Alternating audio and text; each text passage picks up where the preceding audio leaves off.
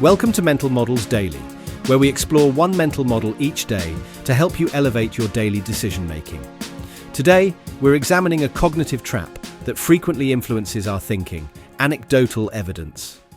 Anecdotal evidence is the use of personal stories or isolated examples to draw broader conclusions, rather than relying on systematic data or research. While stories can be powerful and memorable, they can also lead us astray when we give them too much weight in our decision-making process.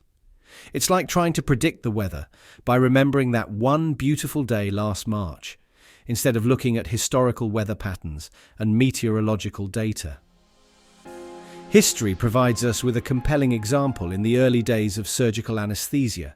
In 1846, when ether was first demonstrated as an anesthetic at Massachusetts General Hospital, many doctors rejected its use based on individual stories of patients who had bad reactions.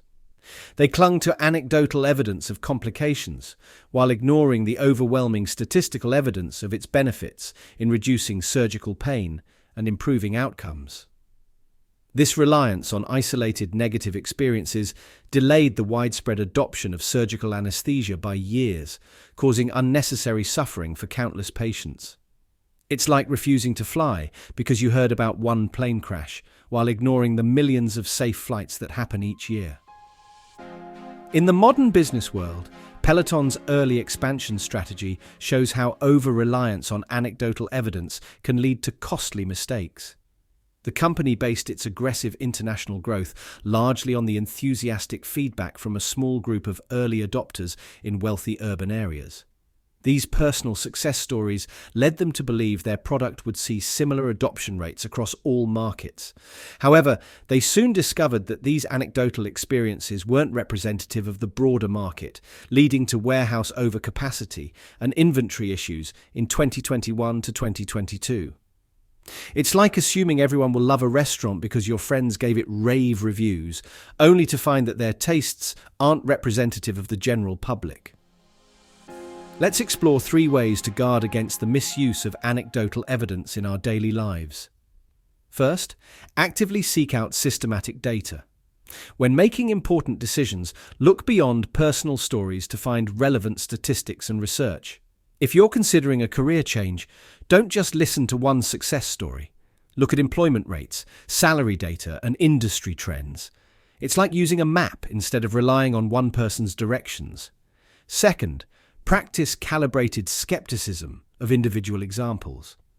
When someone shares a compelling story, appreciate it, but ask yourself, how representative is this experience?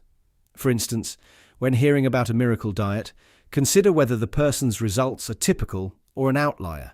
It's like understanding that a lottery winner's story doesn't make buying lottery tickets a good financial strategy. Third, use anecdotes appropriately as illustrations, not evidence.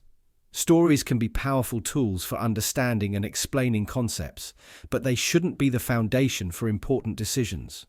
For example, use customer testimonials to illustrate how your product works, but rely on comprehensive customer data to make product decisions.